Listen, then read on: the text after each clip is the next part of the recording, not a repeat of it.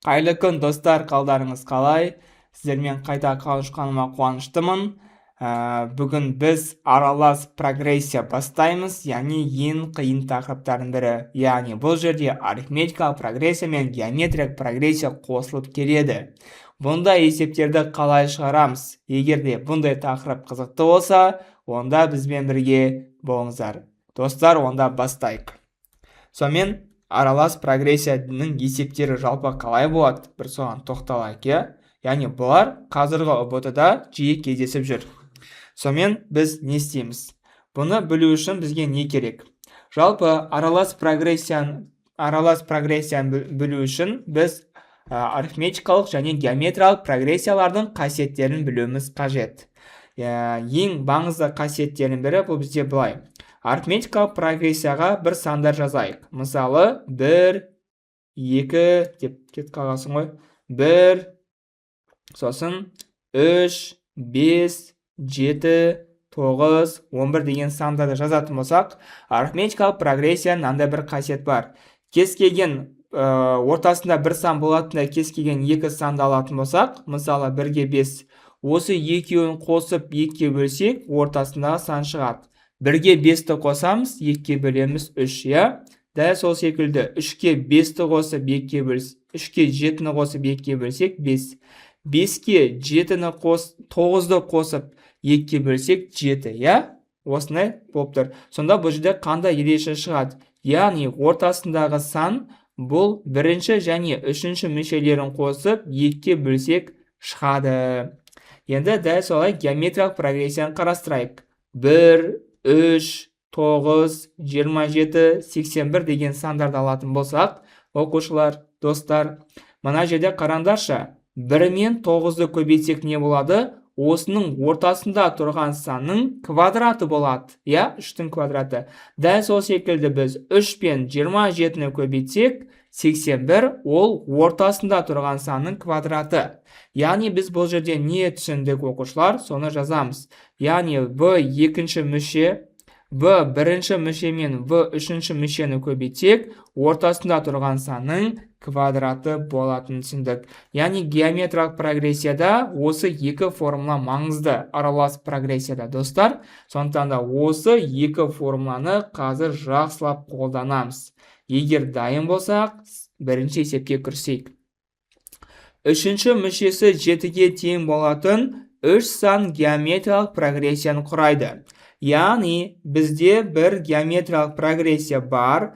Яғни бірінші және екінші мүшесі бұл V1, V2 және үшінші мүшесі 7-ге тең.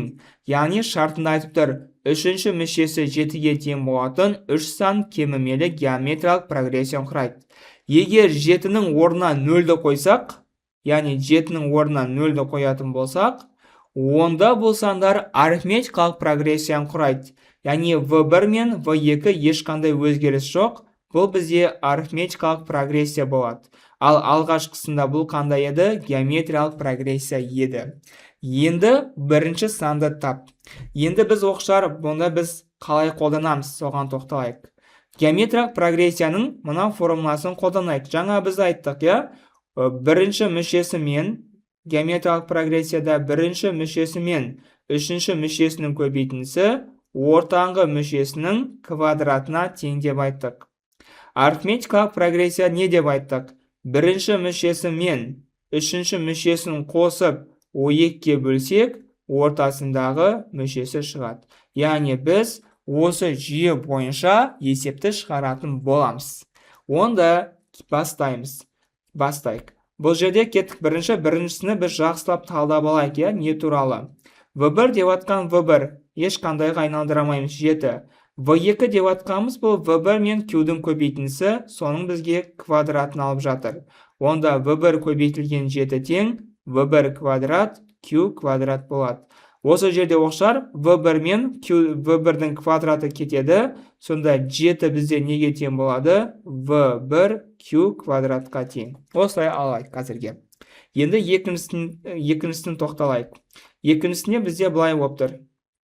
Екіншісінде V1 қосылған 0, V1-ге 0-ді қосақ, V1-дің өзі бөлінген 2 тең V2. V2 дегеніміз бұл V1 Q1, осы жерде оқшар v1 мен v1 қысқарады, яғни екі жағымен қысқарады. Сонда біз қысқарған жерге 1-ді қоятын болсақ, 1 бөлінген 2 тең q-ға тең болды. Осы арқылы біз қазір q-дің орнына 2-ден 1 қою арқылы v1-ді тауып аламыз. Онда біздің есеп былай жалғасады. 7 тең v1 көбейту q деп атқанымыз 2-ден 1 болды, 2-ден 1-дің квадраты. Енді өзімізге аңғайлы жазып алайық. v1 көбейту 1-дің квадраты 1, 2-дің квадраты 4 тең 7. v1-ді табу үшін біз 7-ні бөлеміз 4-тен 1-ге, иә? Мұнда бұл бөлуі өтеді. Сонда v1 тең 7 көбейтуге айналады, и v1 тең 7-ні 4-ге көбейтсек 28. Міне біз нені тауып алдық? v1-ді тауып алдық. Енді v1-ді орнына қоятын болсақ, сонда v1 дегеніміз бізде 28 болды. Оған 0-ді қосып 2-ге бөлсек, бізде v2 шығады. Сонда v2 бізде 14-ге тең. Сонда біз не таптық? Барлығын өз орнына қойықшы. v1 деп атқанымыз 28, v2 деп атқанымыз 14, және 7. Геометриялық прогрессия құрай ма? Я, яғни бұл 2-ге бөлініп жатыр, я? Енді келесі 28, 14, 7-нің орнына 0-ді қойсақ, арифметикалық прогрессия құрай ма? Я, яғни бұл 14 азайтылып жатыр. Міне біз есепті шығардық.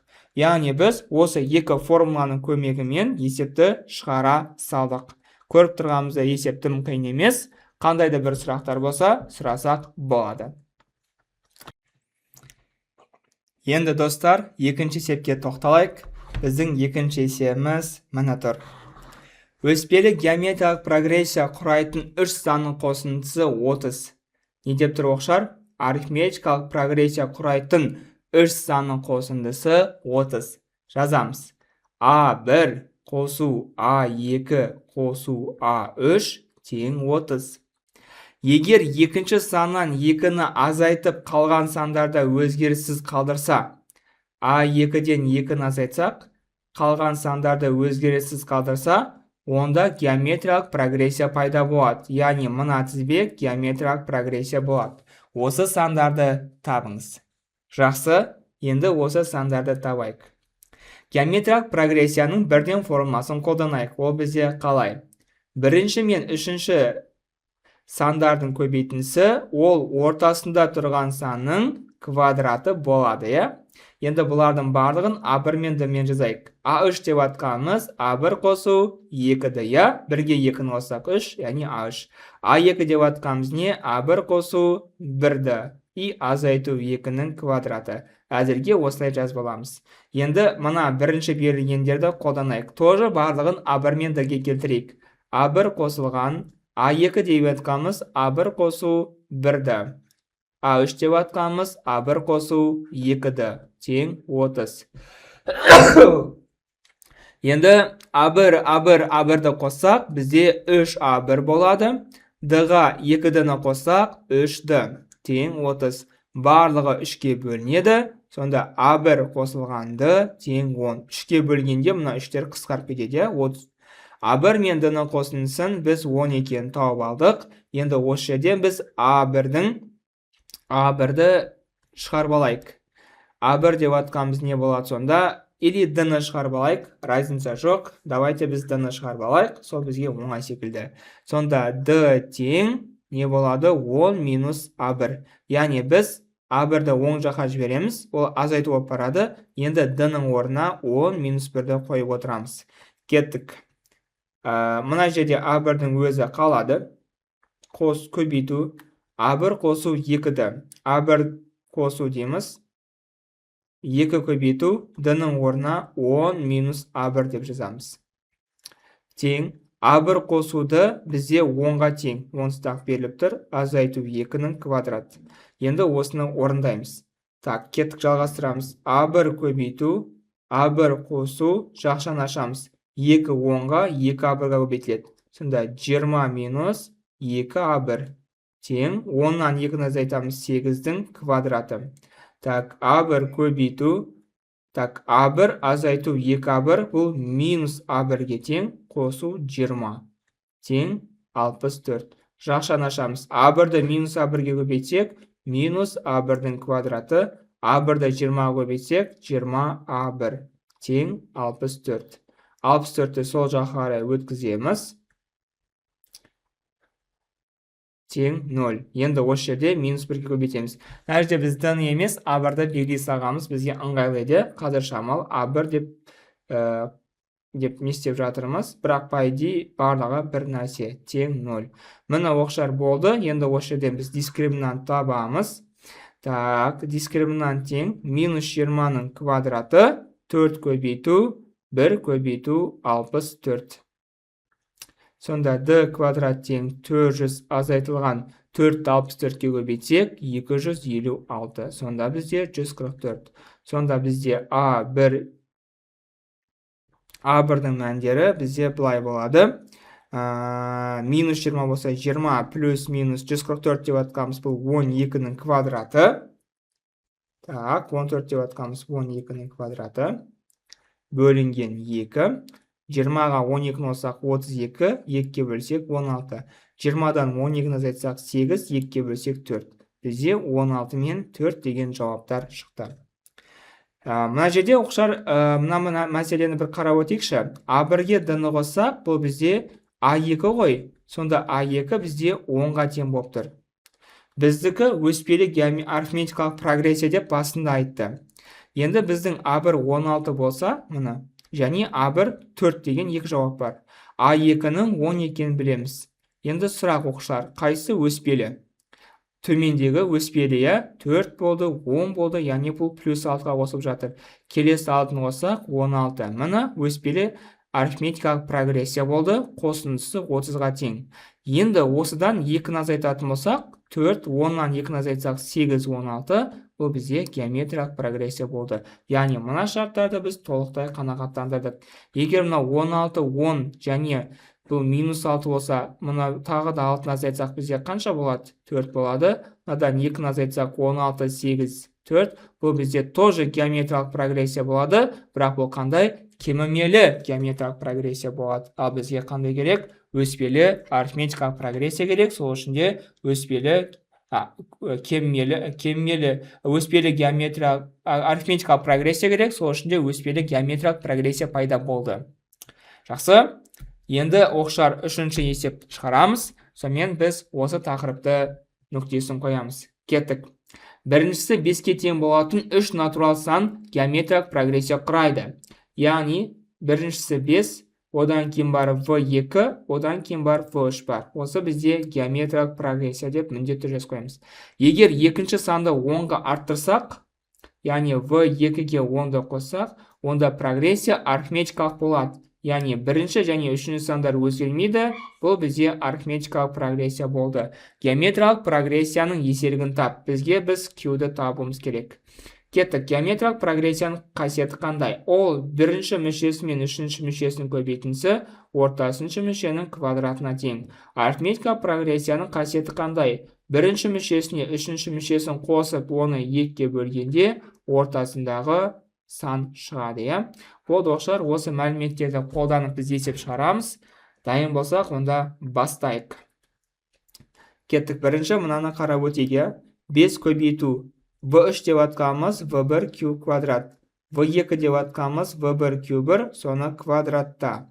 Сонда бұны жалғасы төмен қарай жазам. Так, төмен қарай жазсақ, 5 көбейту V1 Q квадрат тең V1 квадрат Q квадрат болады. Квадрат екеуінде квадраты. Мына V1 Q-дің квадратымен қысқарады, Q квадраттар бір-бірімен қысқарады. Сонда біз не түсіндік? 5 V1-ге тең. Яғни V1 деп атқанымыз бізде 5-ге тең. Енді екінші теңдеуге кірсек. 5 қосылған V3 деп атқанымыз V1 Q квадрат. Бөлінген 2 тең V2 деп атқанымыз V1 Q қосу 10. Осы жерде V1-дің орнына енді 5-ті қоямыз. Сонда 5 қосу 5 Q квадрат бөлінген 2 тең 5Q қосу 10. Мана 2 оң жаққа көбейту болып өтеді. Сонда 5 қосылған 5Q квадрат тең 10Q плюс 20. Енді барлығын 5-ке қысқартамыз. 1 қосылған 5-ті 1-ге бөлсек 1, 5-ті 5-ге бөлсек 1, q квадрат тең 2q қосу 4. Енді барлығын сол жаққа жинаймыз. Мына есепті мына жерге алып келдім. Мына 1 қосу q квадрат минус 2q минус 4 тең 0. q квадрат минус 2q 1-ден 4 азайтсақ минус 3 тең 0. Дискриминант табамыз. Дискриминант тең минус 2-ның квадраты 4 көбейту 1 көбейту минус 3, 2 минус плюс, квадрат минусты плюс қылады. Сонда 12-ке 4 қоссақ 16. Сонда q 1, 2 тең, минус 2 болса 2, плюс минус 4 бөлінген 2. 2-ке 4 қоссақ 6, 3, азайтамыз минус 2, 2-ке бөлсек минус 1. Сонда бізде q-дің 2 мәні шықты, 3 және 1. Бізге есепте геометриялық прогрессияның еселігін тап айтылған, біз осы еселіктерді таптық. Оқшар күшті, керемет жұмыс жасадық деп ойлаймын. Жалпы идеясын түсіндіре алдым деп ойлаймын. Осы идея арқылы біз кез келген есептерді шығара аламыз. Егер арифметикалық аралас прогрессия түсінікті болса, комментарий жазып, лайк басып кетейік. Түсіндіре алдым деген ойдамын. Жалпы тағы бір қайталап өтейін. Арифметикалық прогрессия үшін 2 санды қосып 2-ке бөлсек ортасындағы сан шығады. Геометриялық прогрессия үшін 2 санды көбейтетін болсақ, ортасында санның квадраты шығады. Осы 2 қасиетті жүйе арқылы есептерді шығарамыз. Ары қарай бізде арифметикалық және геометриялық прогрессияның қасиеттерін қолданамыз. Жарай ма? Жақсы оқушылар, сау болыңыздар. Рахмет сіздерге.